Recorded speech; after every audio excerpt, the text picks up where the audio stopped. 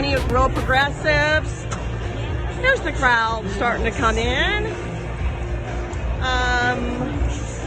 I believe every seat will be filled by the time this thing is up and running. But this is what's going on.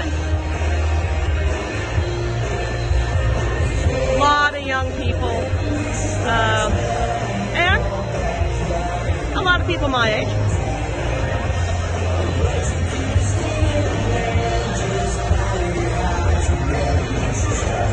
Hello. It's Toni here again with Real Progressives. I'm here with a couple of the press members that are here in support of Bernie. And if you could just tell me a little brief what you're all about and what brought you here.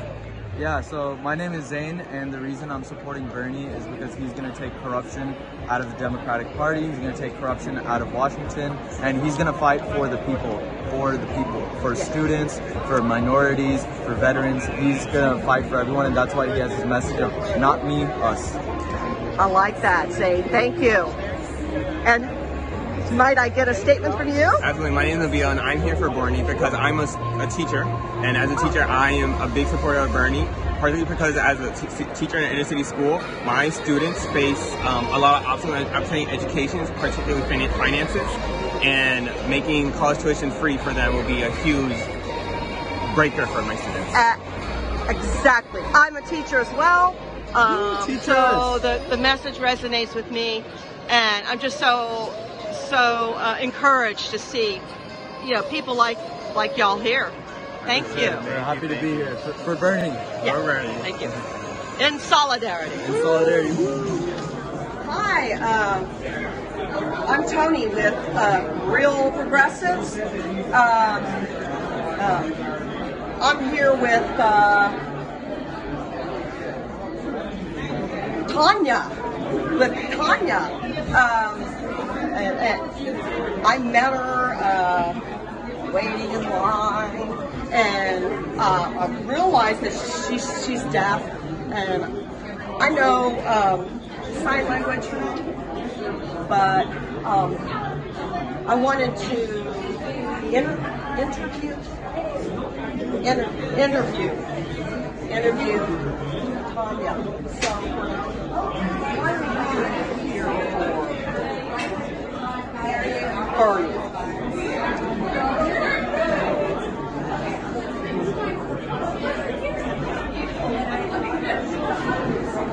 She likes his plan, health care,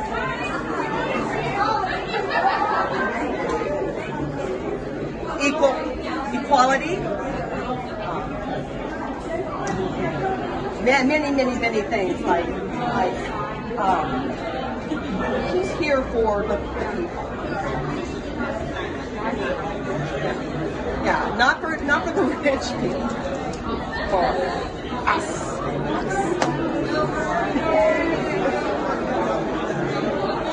Nice to meet you. Hi, I'm Toni with Real Progressives. I'm here with Stevens Orozco. We're at the Bernie rally. I was excited to see Stevens in line. I've campaigned for him in the past. He's a true progressive. And so tell me your thoughts of today. Well, I think today's a very special day because we're coming off the heels of Bernie's latest big win in Nevada, which is just making it even more special because we're seeing the information about no presidential candidate has ever won the first 3 primary states. So he's ready to breaking records, and just to know that turnout that came out of Nevada really just swept them in early when the polls closed. It's very exciting. So we can be here with that energy of a victory in Houston, the most diverse city in the country. Then we are looking at another city that Bernie's going to win in the future. Yes, and Stevens is going to win as well, so that he can help push those programs through. So, best of luck. Vote for Stevens Orozco. He is running for U.S. Congress in District 18. If you want Bernie to win, vote for him as well. It's a win-win. Thank you. To the stage, actor, advocate for justice, and activist Kendrick Sampson.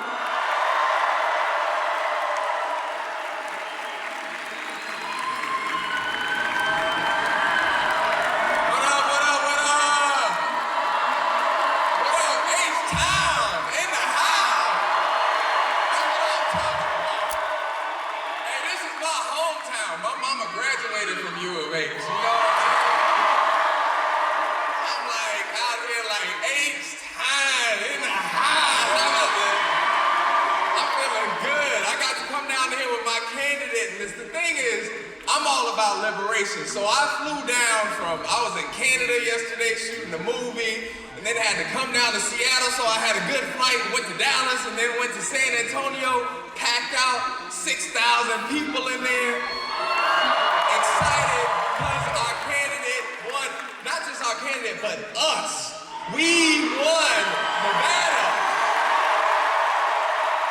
Right?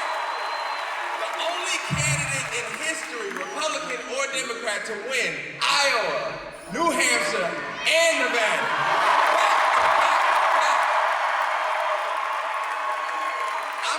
Fight for liberation, right? Liberation for all. Do me a favor one time, just like close your eyes for a second real quick. Close your eyes.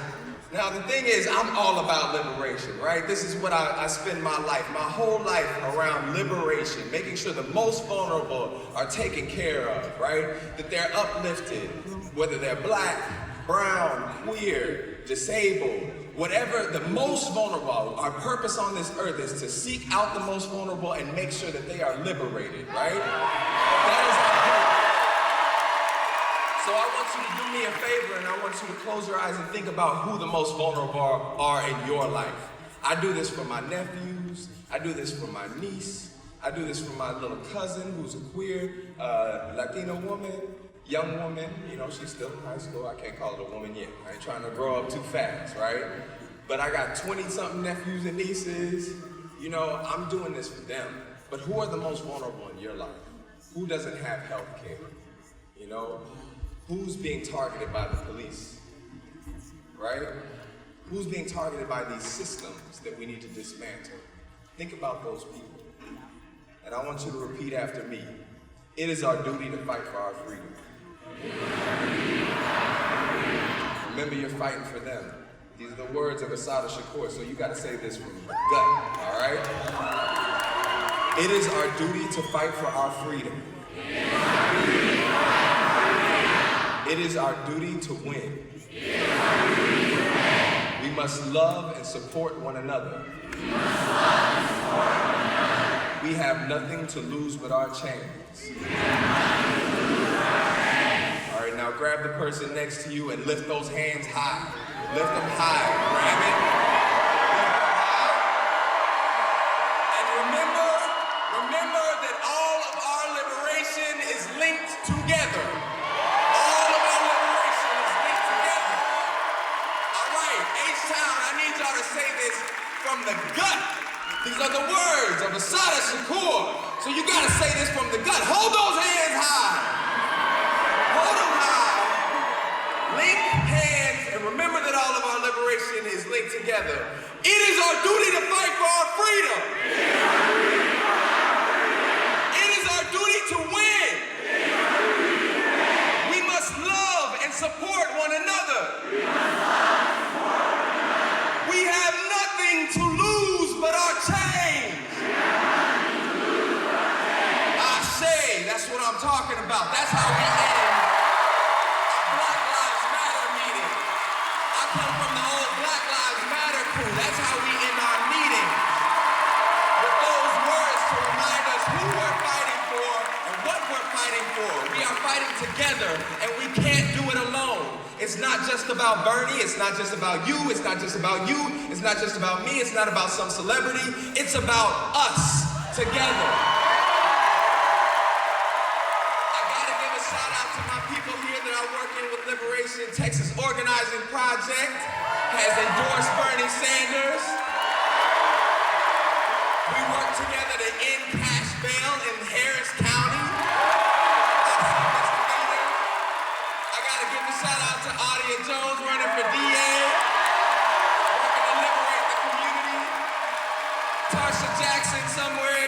running for city council, Tasha Jackson. We are liberators, and the most important thing, I'm not gonna speak too long because Bernie gonna get mad at me. Because Bernie, we wanna hear from the man himself, right?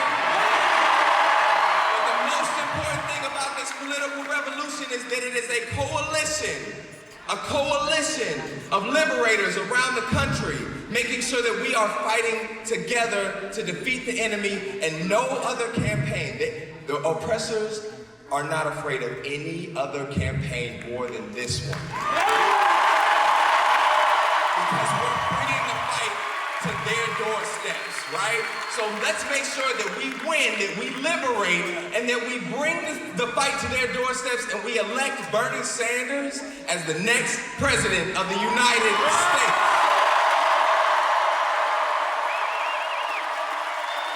One more time. It is our duty to fight for our freedom. It is our duty to win. We must love and support one another. We have nothing to lose but our change. Bernie Sanders and the political revolution are the next president of the United States, not me.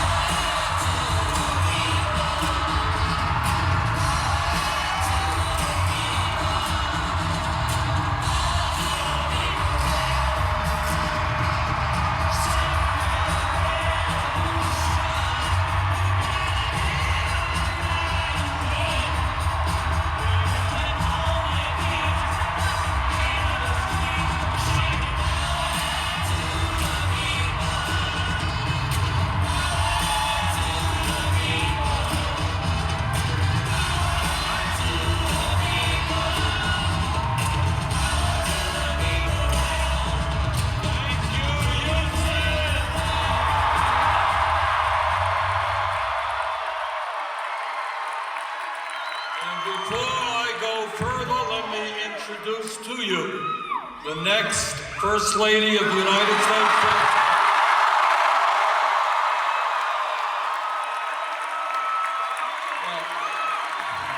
This is an extraordinary turnout, and thank you all very much for being here. Let me thank Sakamami for the music. Thank Sarah Greenberg for her environmental work. Let me thank Anatria Molina for her work. Let me thank Farouk Shamsi. And let me thank Kendrick Sampson for his strong remarks.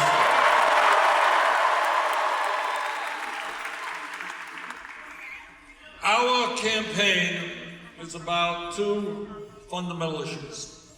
Number one, together we will defeat the most dangerous president in the modern history of this country.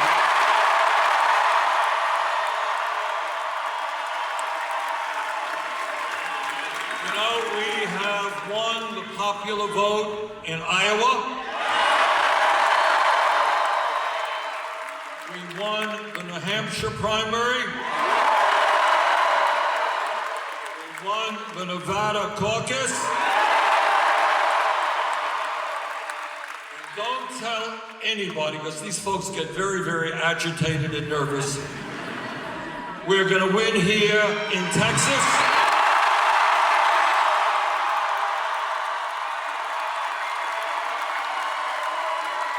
And in November, we're going to defeat Trump here in Texas.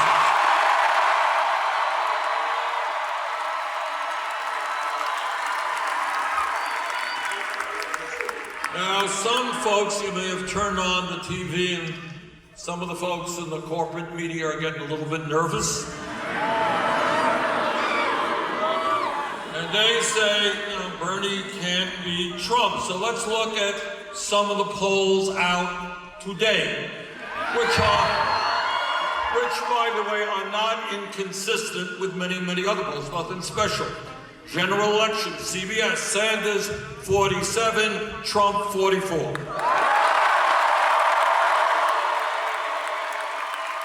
In the key battleground states, Michigan, Sanders 48, Trump 41.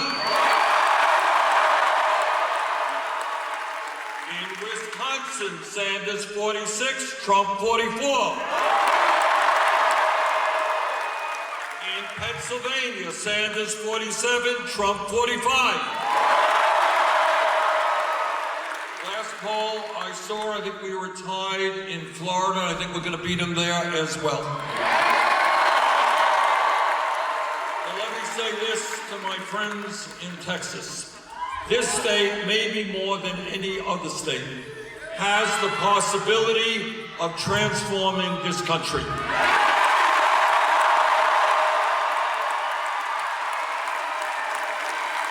On television, they say, Texas is a conservative state, it's a red state. I don't believe it for a minute. If the working people and the young people of the state, black and white and Latino, Native American, Asian American, if our people stand together, come out to vote, we're going to win here in Texas.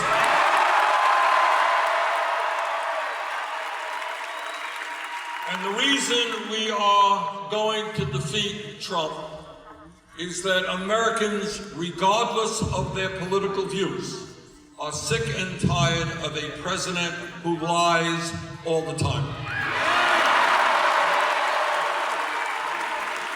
We try to teach our kids and our grandchildren, I got 7 grandchildren, to be honest, tell the truth. And all over this country, whether you're conservative, progressive, whatever you may be, you are sick and tired of a president who lies every single day. We tell our kids to be honest. We tell our kids to do the right thing, and yet we have a president who is running a corrupt administration.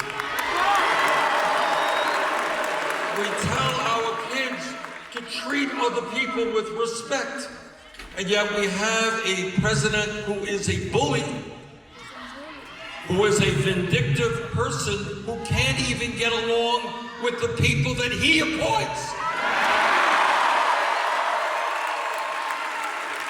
We have veterans in Texas and in Vermont who have put their lives on the line. Thank you, veterans. Put their lives on the line to defend American democracy and our Constitution. And yet we have a president who is undermining democracy, who calls the media enemies of the people, who has contempt for Congress, contempt for the judiciary. And no matter what your political view may be, we do not want a president who disrespects American democracy. We got a president who is a fraud. When he ran for president, he came here to Texas in 2016. He said, I, as president, we're going to provide health care to everybody. He lied. He tried to throw 32 million people off the health care that they have and to do away with pre-existing conditions protection. Trump said that his tax plan would not benefit the rich. He lied. 83% of the benefits over 10 years goes to the top 1%. Trump said he would not cut Medicaid, Medicare, and Social Security. He lied. His budget brought massive cuts to Medicaid, Medicare, and Social Security, but he ain't gonna get away with it because we are gonna expand Social Security.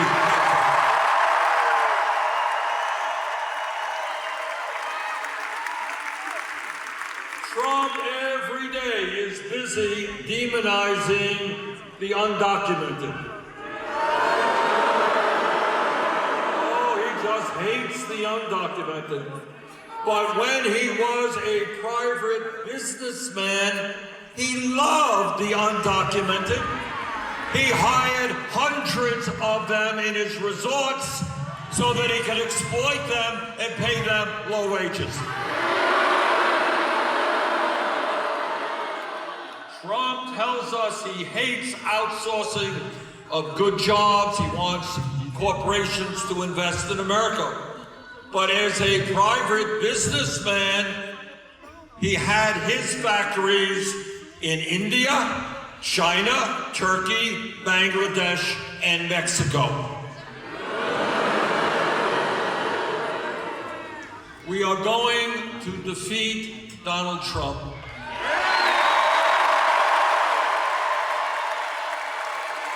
Because whatever your political view may be, the people are sick and tired of lies, corruption, and fraud.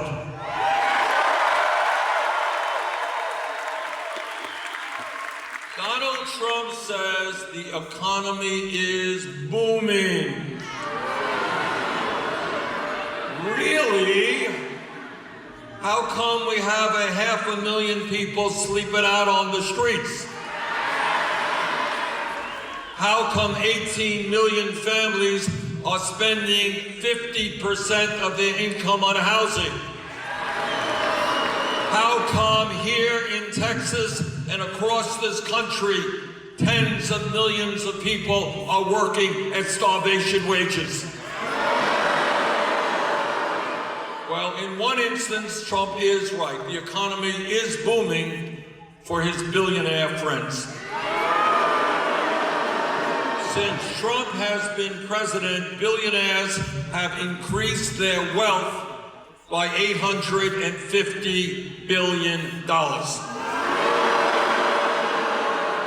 Last year, for the average American worker, that worker saw a real inflation accounted for a wage increase of less than 1%. So what we are about is creating an economy and a government that works for all of us, not just the 1%.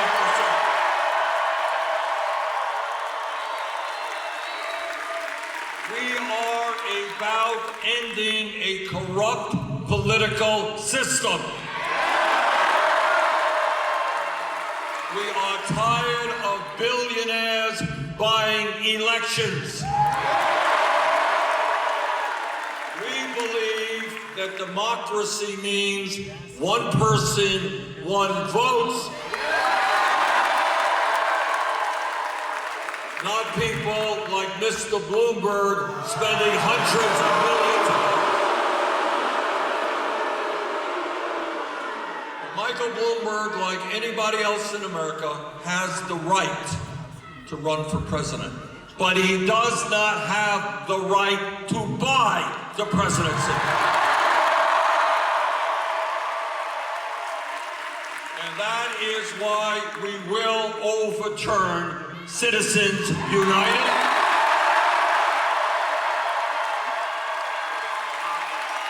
It is why we will move to public funding of elections.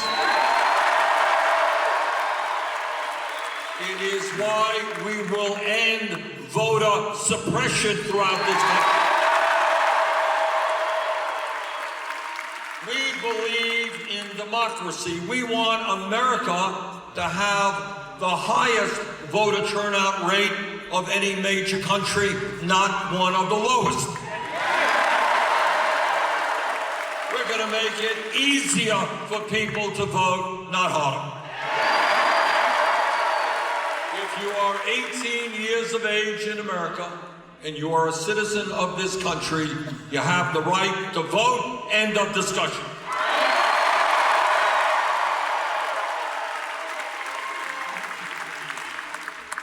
And in America, we believe that whether you live in Texas or Vermont or any place else, if you work 40 hours a week, you should not live in poverty. I am very tired of talking to workers here in Texas and all across this country. Good people, working hard, but they're making 10, 11, 12 bucks an hour. You cannot raise a family on 10, 12 bucks an hour.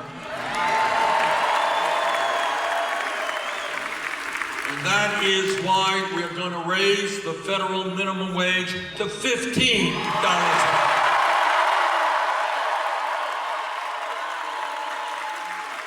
That is why we are going to make it easier for workers to join unions.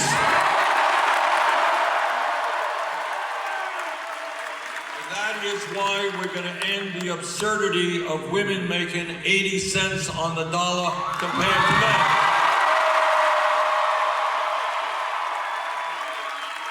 We believe in equal pay for equal work.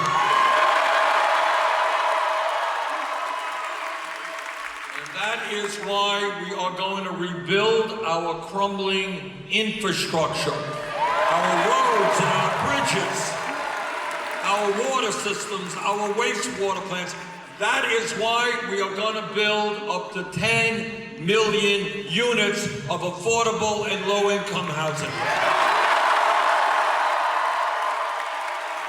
And when we do that, we put people to work at good-paying union jobs.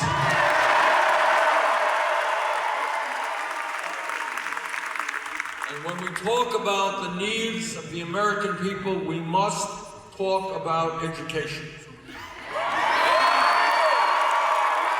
And what this campaign is about, we demand a lot of people. What this campaign is about is asking you to think outside of the box.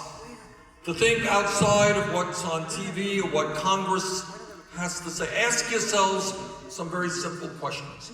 How does it happen that in the richest country in the history of the world, when everybody knows, every psychologist tells us that 0 through 4 are the most important years of human development intellectually and emotionally, how come we have a dysfunctional and broken childcare system? Think about it. Everybody knows the future is with our kids, and millions of families cannot find high-quality, affordable childcare. Together, we change that. Universal, high-quality, affordable care for everyone.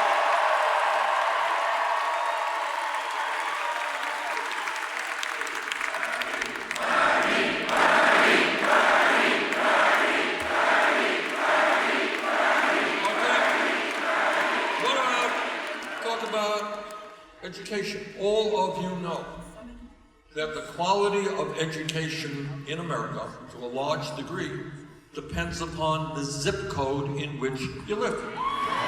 Right? You live in a wealthy community, there's a property tax base. Often there are very good schools. You live in a low-income community, not a whole lot of tax base. Schools are not so good. What we are going to do is triple funding for low-income Title I schools.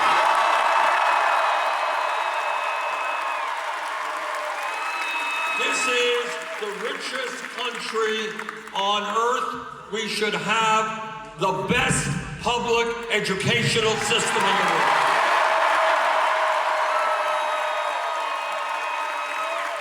And because we believe in education, we believe in educators, teachers.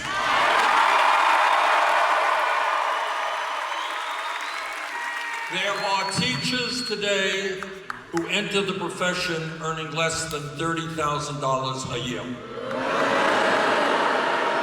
There are teachers who are forced to take money out of their own pockets to buy school supplies for their kids. There are teachers who have taught for 10, 20 years, great teachers, experienced teachers, who are now leaving the profession because they can't make a living or they're working 2 or 3 jobs. And that is why we believe that every teacher in America should earn at least $60,000 a year.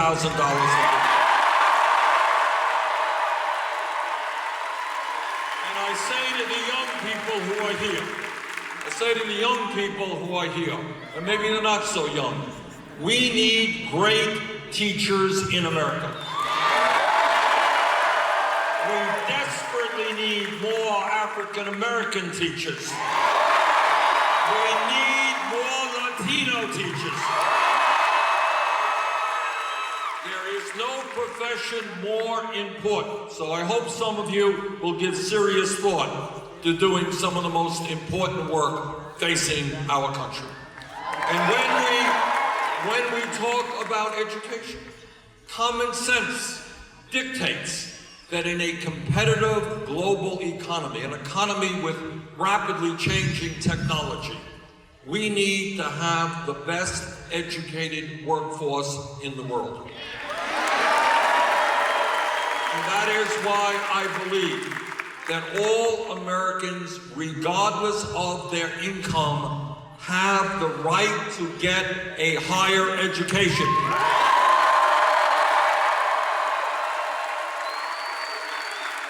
And that means either college or trade school.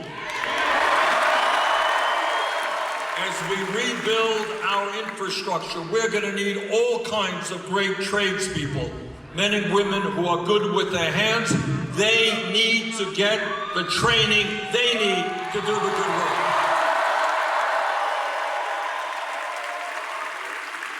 You know, about 12 years ago, against my vote, Congress voted to bail out the crooks on Wall Street who nearly destroyed it.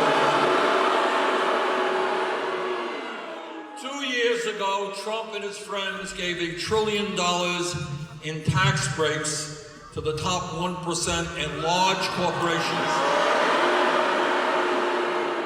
so that you have the absurd situation that last year, Amazon, which made $11 billion in profit, owned by the wealthiest guy in America, did not pay a nickel in federal taxes. Well, if we could bail out Wall Street and give huge tax breaks to billionaires, we can cancel all student debt in America.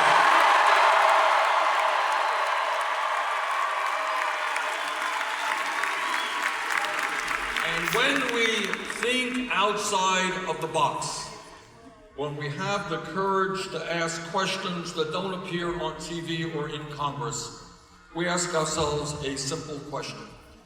Is healthcare a human right? Should everyone in this country be able to go to a doctor when he or she gets sick? Well, it turns out that when you ask that question, other countries around the world, whether it's Canada, whether it's Europe, Scandinavia, they have all answered it just the way you did. They say healthcare is a right for all people, rich, poor, middle class. We are the only major country on earth not to guarantee healthcare as a human right, and together we're going to change that.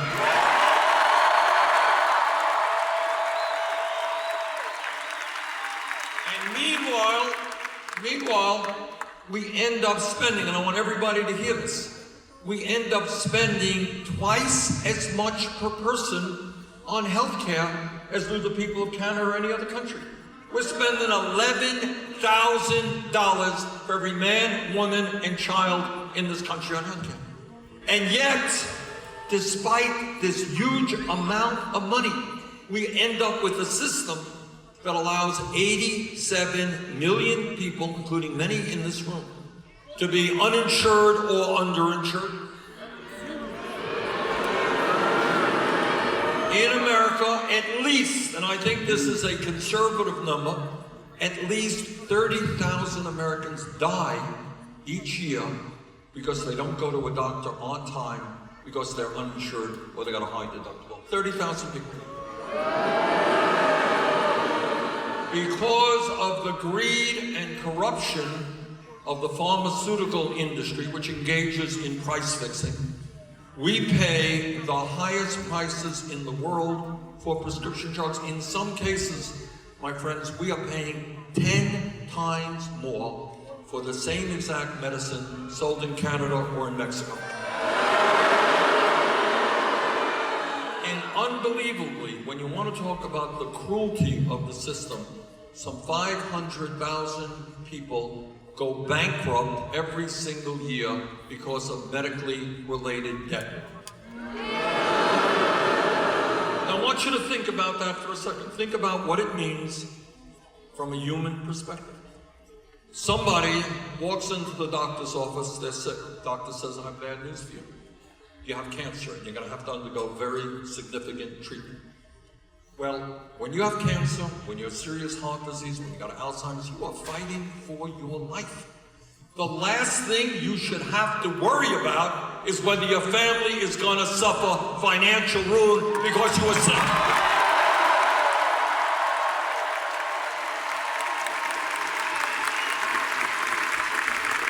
So meanwhile, while so many of our people are uninsured and underinsured, so many of our people die because they don't get to a doctor. Last year, the drug companies and the insurance companies made $100 billion in profit. So today we say to the healthcare industry, the function of a sane and humane healthcare system is to guarantee healthcare to all, not to make huge profits for the drug companies and the insurance companies. And that is why, after 100 years of talking, we've been talking about universal health care in this country from the early 1900s. Teddy Roosevelt talked about it. FDR talked about it. Truman talked about it. Lyndon Johnson talked about it. Jimmy Carter talked about it. Barack Obama talked about it. We've been talking about it for 100+ years. Now is the time to finally do it.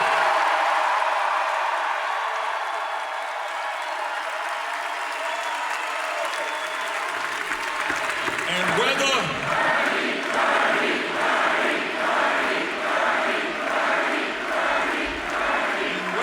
the healthcare industry likes it or not, we are going to pass a Medicare for all single payer.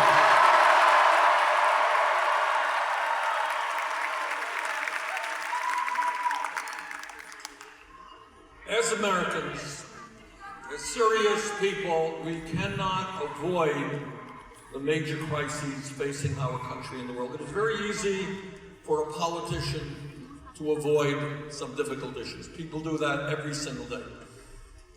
Donald Trump thinks that climate change is a hoax. I think Donald Trump is a hoax.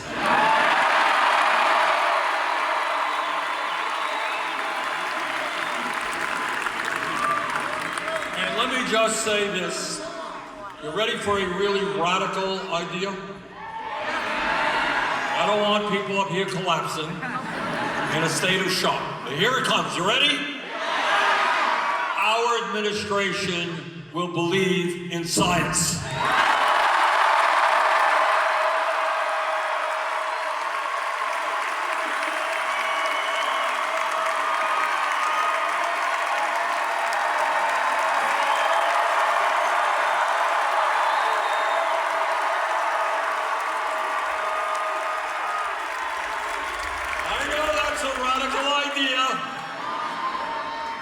But we will. And on a very serious vein, what are the scientists who know the most about climate change telling us today? What they are telling us is that the crisis is much more severe than they had previously thought. But Polar ice caps are melting at a faster rate. Oceans are warming at a faster rate. Seas are rising at a faster rate. Drought is impacting the planet in a faster rate. All you gotta do is turn on the TV and see the beautiful country of Australia burning right in front of our eyes. You know what happened in California. And when we talk about extreme weather disturbances, hey Houston, you know a little bit about that. You know about the incredible downpours and the floods that have impacted this city and communities all over the world. What the United Nations tells us, if we do not stop this rapidly rising planet, the climate, if we do not stop the heating of the planet, what we will be looking at the end of this century are hundreds of millions of people around the world who are climate refugees. That means they can no longer live in their communities because there's no water, there's no land to grow their crops. And when hundreds of millions of people migrate, you're looking at international tension and war. This is an issue that to me is a moral issue. We do not have the choice but to go forward and transform our energy system away from fossil fuel to energy efficiency.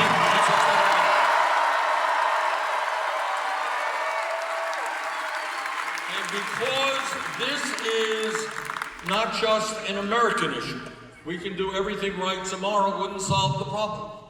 What we need is a president, and I accept this responsibility of reaching out to the people of China who are suffering severe problems as a result of climate change. People of India, people of Pakistan, people of Brazil, people all over the world. And our message to them is that maybe, just maybe, instead of spending $1.8 trillion a year on weapons of destruction designed to kill each other, maybe we should pool our resources and fight our common enemy, which is climate change.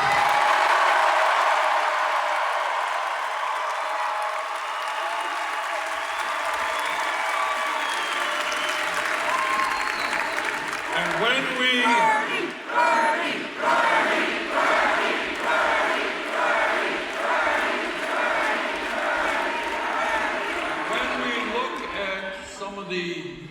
major crises facing our people, it is absolutely imperative that we bring fundamental reform to a broken and racist criminal justice system.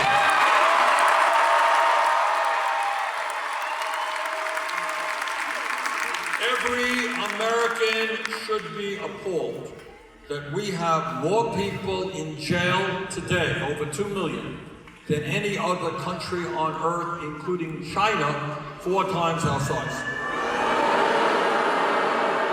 And the people in jail are disproportionately African American, Latino, and Native American.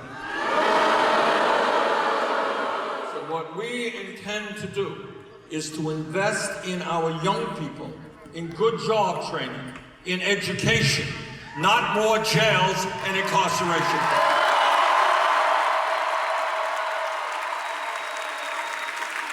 Today in America, right now as we speak, there are 400,000 people in jail who have not been convicted of anything. They were arrested, they were charged with a crime, but they're in jail because they cannot afford the $500 or $1,000 in bail that they need. In the year 2020, we don't need debtors' prisons in America. We're going to end cash bail. We are going to end private prisons and detention centers.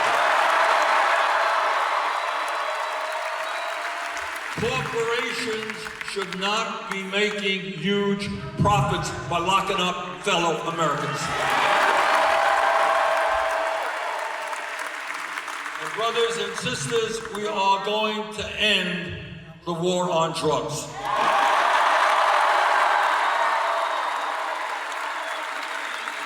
On day one, there are some things you can do as president through executive order, a lot that you need legislation for.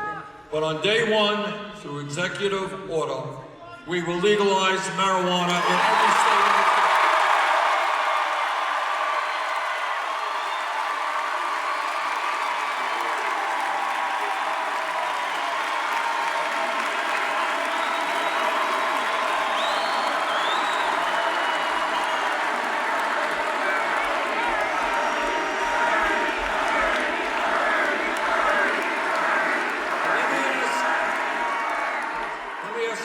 Question. How many people here know of someone who was arrested for possession of marijuana? Anybody here know anybody who wasn't arrested? And this is what the war on drugs has done. And that is why not only are we going to legalize marijuana in every state in the country, we're going to expunge the records.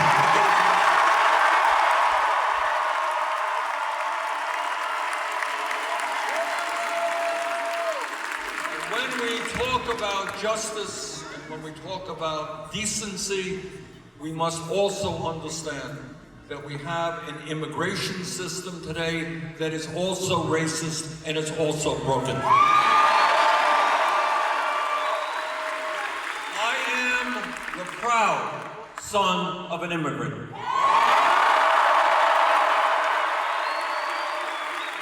My father came to this country from Poland at the age of 17. He came to this country without a nickel in his pocket, escaping poverty. He came to this country not knowing a word of English and with very limited education.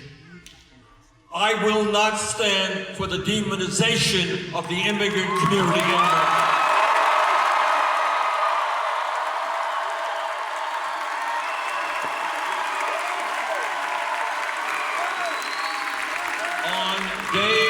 One, we will repeal all of Trump's racist immigration executive orders. On day one, through executive order, we will restore the legal status of 1.8 million young people.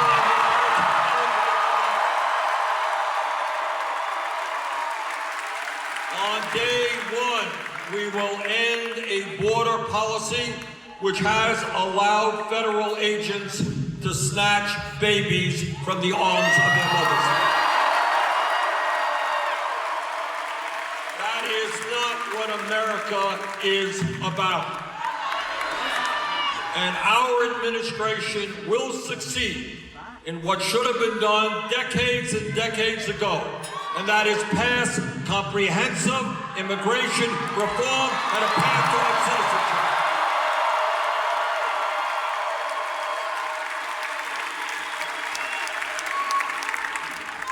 All over this country, and I know here in Texas, there is great concern about gun violence and mass killings. I don't have, you all are more familiar than I with the horror that took place in El Paso. And here is my promise to you.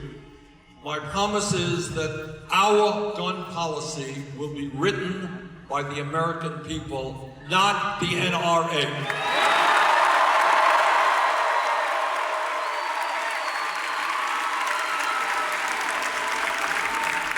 And what we are seeing all across this country in rural states and urban states with gun owners and non-gun owners is an understanding that we need universal background checks. We need to end the gun show loophole. And a majority of the American people now understand something that I've believed for decades, that we must end the sale and distribution of assault weapons in this country.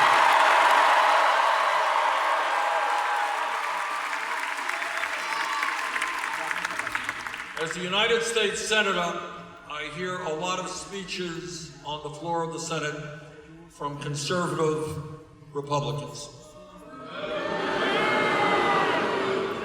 including some from your own state.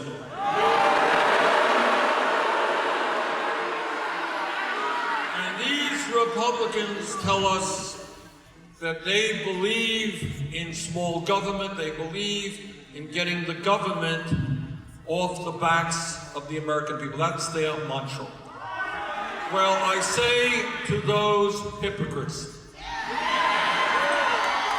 if you believe in getting the government off the backs of the American people, understand that it is women who have a right to control their own bodies, not the government.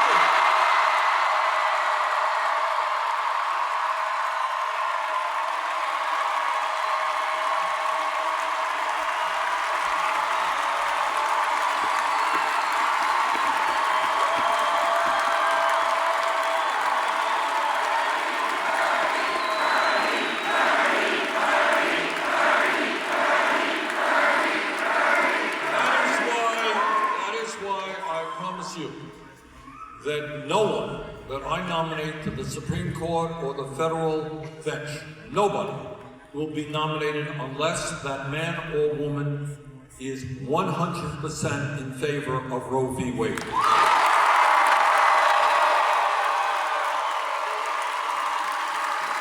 We will fight to codify, put into law Roe v. Wade.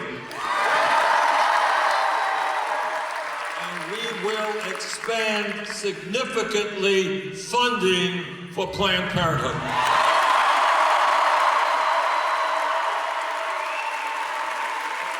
Bottom line here, it is women who control their bodies, not the government.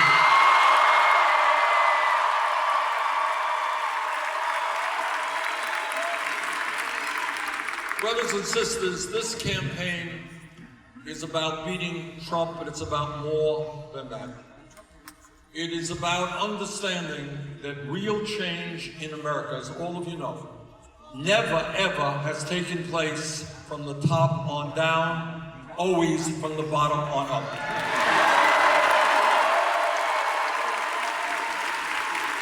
If you study history, you know that that is the story of the labor movement in this country. It is the story of the civil rights movement in this country. It is the story of the women's movement in this country. It is the story of the gay rights movement in this country. It is the story of the environmental movement. Because right now, in terms of the environment, you got young people in the Sunrise Movement here, and we're proud to have their support in this campaign. And all over the world, we've got young people by the millions who are coming together and saying to the leaders of their government, we demand the right to live in a planet that is healthy and happy.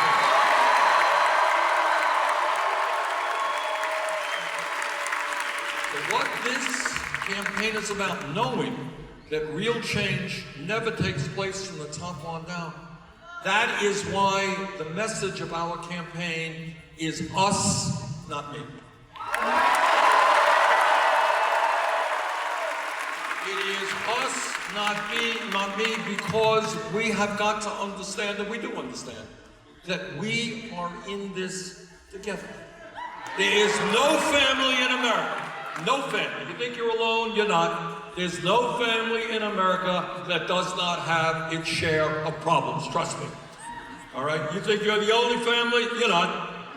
Every family has a problem. And what America must be is an understanding that my family has got to care about your family. Your family has got to care about my family. And that as human beings, we share a common humanity, that we are in this together.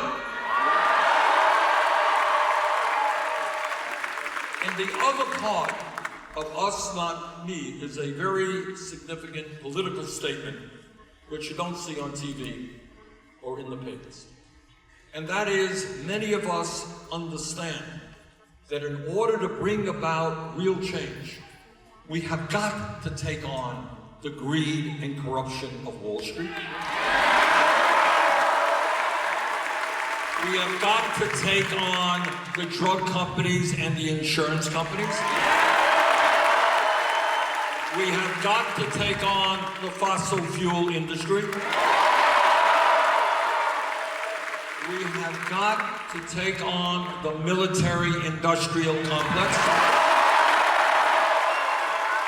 We have got to take on the prison-industrial complex. As a matter of fact, we've got to take on the whole damn 1%.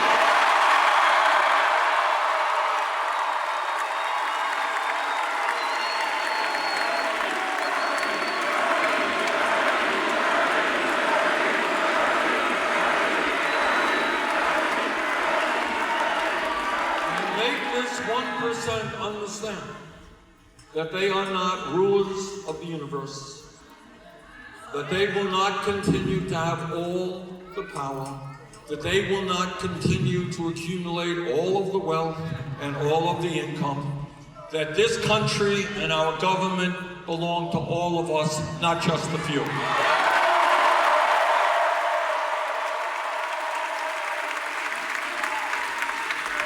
Now, Trump and his friends think that they're going to win the election by dividing our people up.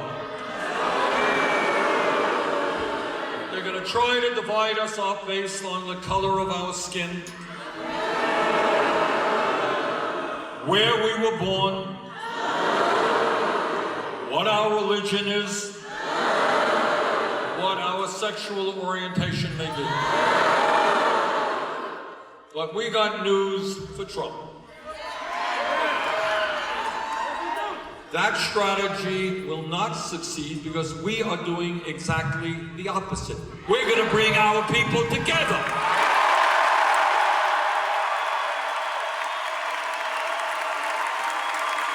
Black and white and Latino, Native American, Asian American, gay and straight.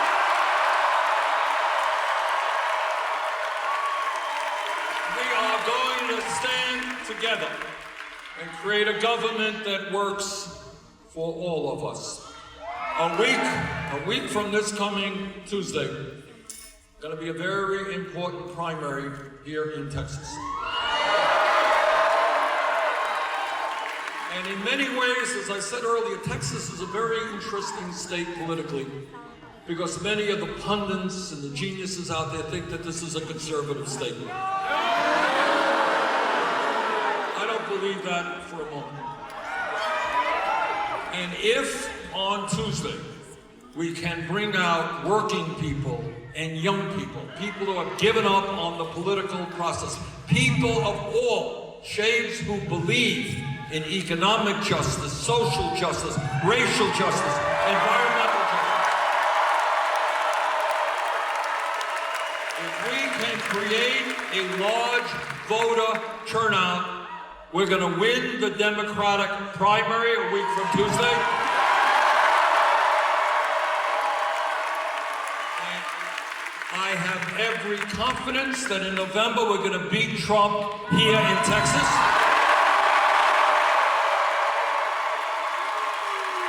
Brothers and sisters, in this moment in American history, in this, the most consequential election in the modern history of America, let us go forward, let us beat Trump, let us transform this country.